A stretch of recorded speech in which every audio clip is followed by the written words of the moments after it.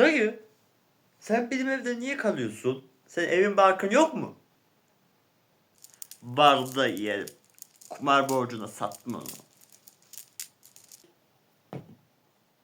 Ya dayı, hay bırakmıştın kumarı. Peki senin araban vardı, o ne oldu? Vallahi o arabayı da kumar borcuna sattım ya. Ya dayı, sen nasıl bir insansın ya? Gittin babamı dolandırdın, dedemi dolandırdın, abimi dolandırdın, beni zaten dolandırdın. Ya dayı, sen nasıl bir insansın ya? Onu bunu bırak da yiyelim. Bu evin tapusu nerede? Onu babam... Ya dayı, bu evi de mi satacaksın ya? Yok ya, satmayacağım. Çünkü ben sattım çoktan ya. Ne?